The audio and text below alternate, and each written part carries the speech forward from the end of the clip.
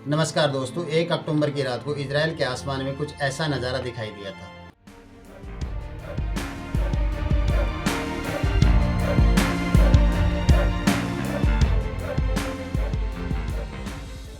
ये कोई पटाखे नहीं थे, ये मिसाइल्स थी। 180 से ज़्यादा बैलिस्टिक मिसाइल जो इजराइल के ऊपर छोड़ी जाती है ईरान के देश से। इन मिसाइलों को लॉन्च करने का ऑर्डर सीधा ईरान के हेड ऑफ स्टेट और supreme leader Ayatollah Ali Khan ने दिया था।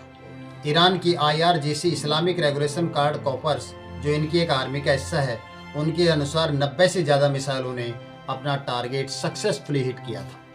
लेकिन दूसरी तरफ इजराइल का कहना है कि ज़्यादातर मिसाइलें एक्चुअली में इंटरसेप्ट कर ली गई थी। इजराइल के एयर डिफेंस सिस्टम के द्वारा इन मिसाइलों की वजह से जो तबाही मची थी, उनकी कई तस्वीरें सामने आई है। जो आप देख सकते हैं कि एक तस्वीर कि ये देखिए, एक 30 फीट का गहरा खड्डा जो मोसाद के हेडक्वार्टर के एकदम बाहर। इजराइल में एक नोगेव का रेगिस्तान है जहां पर इजराइल का सबसे बड़ा मिलिट्री बेस है। वहां भी बहुत सारी मिसाइलों ने अटैक किया। अगर आप नक्शे पर देखोगे तो ईरान और इजराइल में एक्चुअली में काफ़ी दूरी है एक दूसरे से।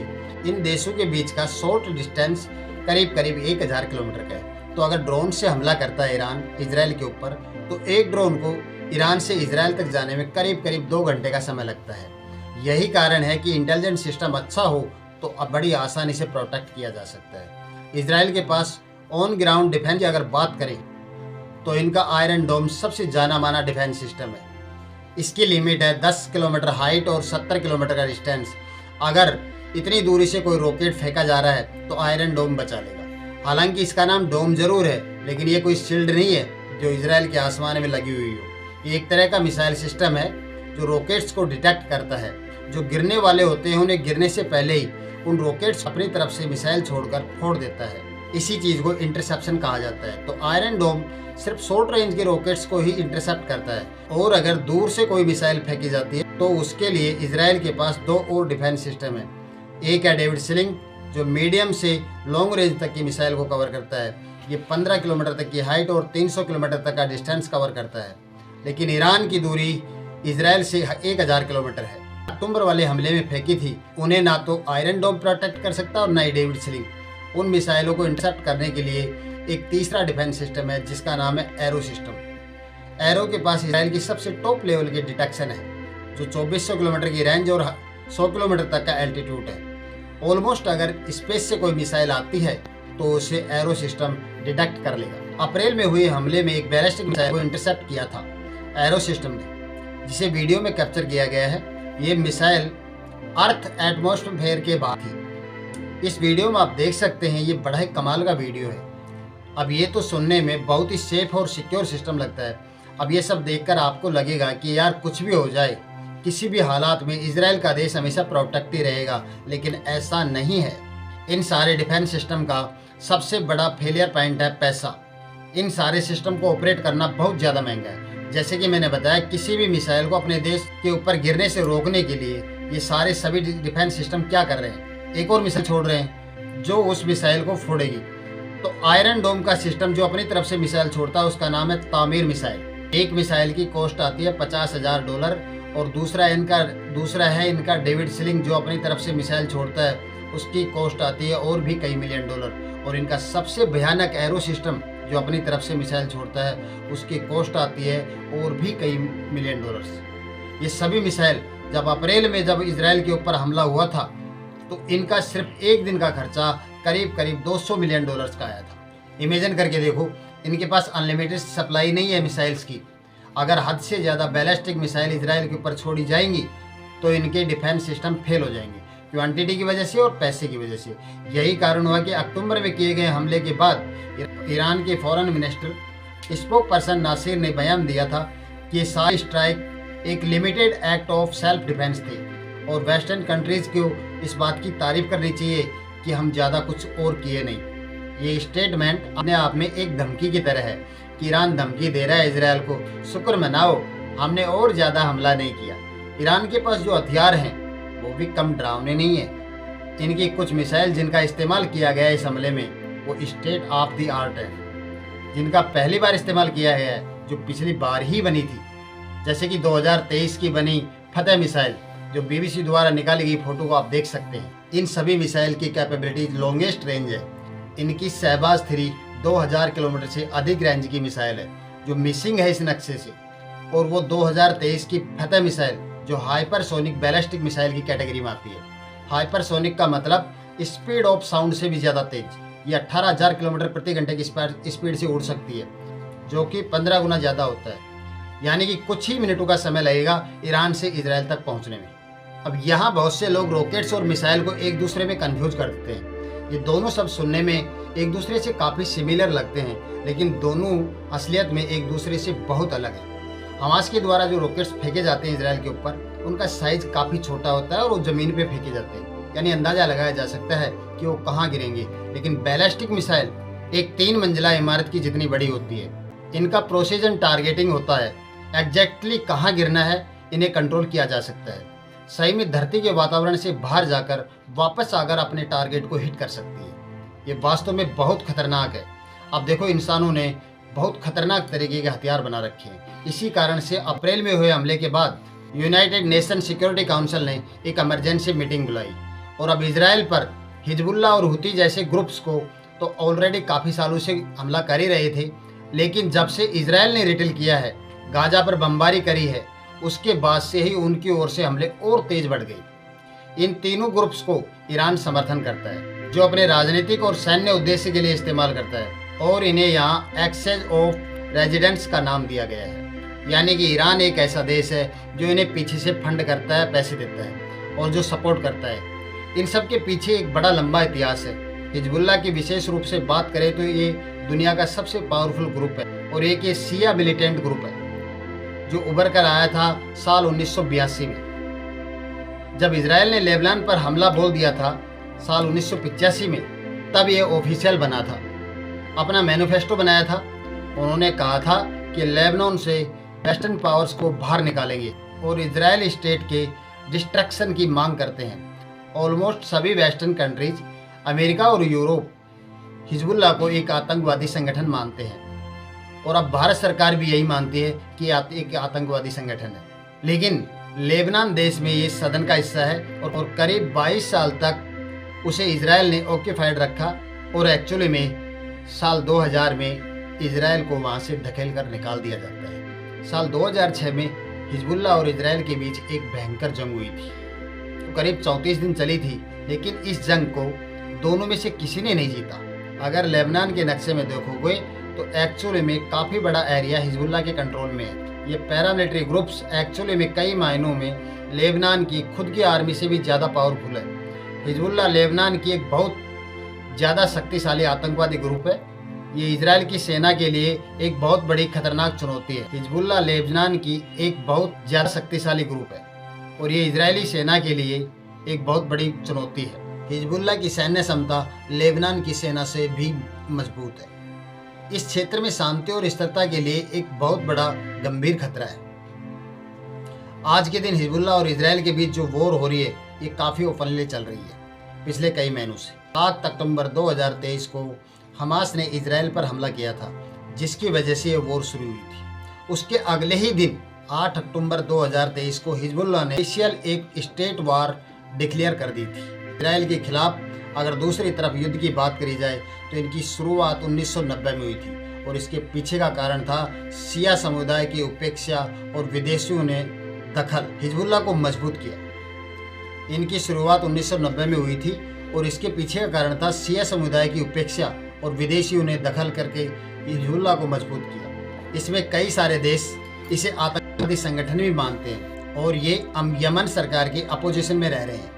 ईरान के अलावा कहा जाता है कि रसिया भी इस हिजबुल्लाह को फंडिंग करता है। सऊदी की जो गवर्नमेंट है वो सऊदी अरब यमन के बॉर्डर पर है, और सऊदी अरब की जो गवर्नमेंट है वो सऊदी अरब यमन के बॉर्डर पर है। सऊदी अरब यमन सरकार के सपोर्ट में है, और वेस्टर्न कंट्रीज के साथ साथ आप इसे नक्शे पर भी देख सकते हो। सऊदी अरब और ईरान 2 बड़ी रीजनल पावर है। मिडिल ईस्ट की और अपने आसपास के देशों में दोनों ही देश एक दूसरे की सरकार को सपोर्ट करते हैं। मिडिल ईस्ट की और अपने आसपास के देशों में दोनों ही देश एक दूसरे की सरकार को सपोर्ट करते हैं, या उस सरकार के खिलाफ रेबल को सपोर्ट करते हैं। यमन में सऊदी की सरकार जो यमन की सरकार के फेवर में है, और वहाँ के रेबल के फेवर में ईरान है, और इराक में सऊदी सरकार के फेवर में है। ईरान में रेबल और शिया ग्रुप्स के फेवर में है। यमन में सऊदी की सरकार यमन सरकार के फेवर में है, वहाँ के रेबल्स के फेवर में ईरान है।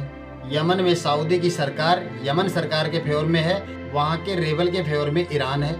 और इराक में सऊदी सरकार यमन में सऊदी की सरकार यमन सरकार के फेवर में है, वहाँ की रेबल के फेवर में है ईरान। और इराक में सऊदी है सरकार के फेवर में और ईरान में रेबल शिया ग्रुप्स के फेवर में है। सीरिया में भी यही हाल है और लेबनान में भी यही हाल है। और अगर इंटरनेशनली देखा जाए तो वेस्टर्न कंट्रीज, यूएसए, यूरोपीय संघ, ये सभी सारे देश सऊदी के फेवर में आते हैं और रसिया और चाइना जैसे देश ईरान के फेवर में ज़्यादा आते हैं। कि अब आप मोटे मोटे तौर पर देख सकते हो कि किस देश का अलायंस किस तरफ है। और यही कारण है कि सऊदी अरब ईरान से काफ़ी खिलाफ रहता है। ये दोनों मुस्लिम कंट्रीज है, लेकिन सऊदी अरब सुन्नी डोमिनेट है और ईरान शिया डोमिनेट है। पिछले साल अक्टूबर में जब हमास ने हमला किया था इजराइल के ऊपर, तो उसके बाद इजराइल ने गाजा में इन्वेंट किया था और गाजा में इतनी भयानक बमबारी करी इजराइल ने, तो आज वो रहने लायक जगह बची ही नहीं। दुनिया में सबसे ज़्यादातर देशों ने जेनोसाइड करके पुकारा उसे। 7 अक्टूबर 2023 और 22 सितंबर 2024 के बीच में बहुत से लोग मारे जा चुके हैं, वो ऑन रिकॉर्ड है। सब में से आधे से ज़्यादा बच्चे और औरतें हैं। 2 मिलियन से अधिक लोग देश छोड़ चुके हैं और अब करंट वार चल रही है। इसमें हिजबुल्ला एक्चुअली में काफ़ी पावरफुल निकले हैं। इजराइल और लेबनान के बॉर्डर पर 80,000 से ज़्यादा इजरायलियों ने अपना शहर और नगर छोड़ दिए हैं, क्योंकि वहाँ रोज़ाना रॉकेट फायर आता है और वहाँ आने वाले जहाज़ों पर मिसाइल से हमला करके करीब $1 ट्रिलियन का लॉस हुआ है इस ट्रेड में।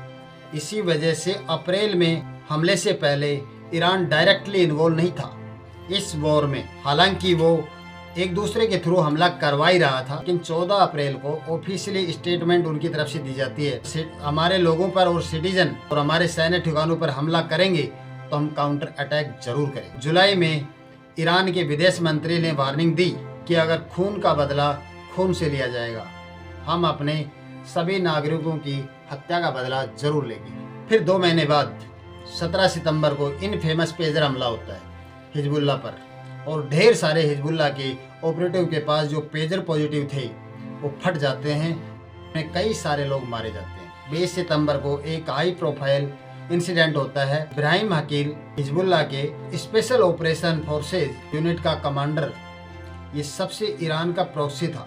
तो जाहिर सी बात है कि ईरान सरकार इससे बिल्कुल भी खुश नहीं थी, लेकिन अगले ही कुछ दिनों में इससे भी बड़े हाई प्रोफाइल लोगों की हत्या हो जाती है। 25 सितंबर को हिजबुल्ला के एक मिसाइल यूनिट का लीडर मारा जाता है। 27 सितंबर को IRGC के एक ब्रिगेडियर जनरल अब्बास एक एयर स्ट्राइक में मारे जाते हैं और ये स्ट्राइक हिजबुल्ला के मेन हेडक्वार्टर पर करी जाती है। इस एयर स्ट्राइक में हिजबुल्ला के टॉप लीडर हसन अल्लाह भी मारे जाते हैं, जो कि 1992 में जनरल सेक्रेटरी भी रहे थे हिजबुल्ला के साथ। लेकिन बड़े बड़े लीडर्स माहिज बुल्लारे जाने के बाद लेबनान पर नॉन स्टॉप एयर स्ट्राइक चलती रही हिजबुल्ला की तरफ से और रॉकेट्स हिजबुल्ला की तरफ से फेंके जा रहे थे और ये वॉर रुकने का नाम नहीं ले रही है। सितंबर के आखिरी हफ्ते में करीब 1000 लोग मारे गए इजराइल एयर स्ट्राइक में लेबनान में। यूनाइटेड नेशन और USA दोनों इतने सारे अटैक्स को लगातार कंडेम कर रहे हैं, लेकिन इजराइल की तरफ से ये हमले रुकने का कोई संकेत सामने नहीं आ रहा। और अगर आप हम लेटेस्ट अटैक की बात करें तो ईरान की तरफ से इजराइल को शुरुआत में तो कोई संकेत दिखाई नहीं दे रहा था कि ईरान भी उन पर रिट्री एयर स्ट्राइक कर सकता है, लेकिन अमेरिका वो देश था जिसने सबसे पहले इस अटैक को एंटीसिपेट किया था और इजराइल को कंफर्म किया था। 1 अक्टूबर को करीब शाम के 7:30 बजे IDF ने कंफर्म कर दिया था कि मिसाइल ईरान की तरफ से लॉन्च की जा चुकी है और पूरे देश में सायरन बजना शुरू हो गए। ईरान की एक न्यूज़ एजेंसी, उन्होंने IRGC को साइड करते हुए कहा कि इस हमले का पीछे का रीजन था जो कि हिजबुल्ला का लीडर मारा गया था, क्योंकि इजराइल ने लेबनान पर एयर स्ट्राइक करी थी जिसमें हिजबुल्ला के लीडर मारे गए थे, इसलिए ईरान अब उसका बदला ले रहा था। लेकिन ये हमला देखने में ज़रूर खौफनाक लगा हो, लेकिन इसमें सिर्फ एक ही इंसान मारा गया था। सिर्फ इसके बावजूद भी इजराइल के फाइनेंस मिनिस्टर ने धमकी दी थी। कहते हैं कि जैसे गाजा और हिजबुल्ला और लेबनान पर उनका हाल हुआ है, ईरान भी उसी मोमेंट को रिग्रेट कर रहा है। और इजराइल के प्रधानमंत्री कहते हैं कि ईरान ने बहुत बड़ी गलती कर दी है और इसका उत्तर इजराइल ज़रूर देगा। कुल मिला के बात यही है कि यहाँ एक के बाद एक मिशन चल रहा है। कोई यहाँ इसका बदला ले रहा है तो कोई वहाँ उसका बदला ले रहा है और उसमें मारे जा रहे हैं यहाँ के मासूम आम लोग। यूनाइटेड नेशन के सेक्रेटरी ने भी ऐसी एक स्टेटमेंट दी थी। ओवरऑल कॉन्फ्लिक्ट में कंडेम किया गया। हम समझते हैं कि इजराइल को ज़रूरत थी रिस्पॉन्ड करने की, लेकिन हम ये भी मानते हैं कि अगर कोई भी देश रिस्पॉन्ड करता है तो केयरफुली देखा जाना चाहिए कि सिविलियन पॉपुलेशन को भी डैमेज ना पहुँचे। आप लोगों को ये समझना चाहिए दोस्तों कि जब भी किसी सिचुएशन में कहीं ऐसा होता है तो सबसे ज़्यादा नुकसान आम लोगों को भुगतना पड़ता है। लेकिन ये पॉलिटिशियन जो एक दूसरे के बाद रिटल करते रहते हैं और बदले पे बदले लेते रहते हैं, अक्सर खुद की जनता भी इन्हें सपोर्ट नहीं करती। इन सरकारों के टिट फॉर टैट अप्रोच को देखकर महात्मा गांधी जी की एक लाइन बड़ी अच्छी फिट बैठती है। अगर इस वॉर को फैलने से रोकना है तो महात्मा गांधी के दिखाए गए रास्ते पर ही हमें आगे बढ़ना होगा।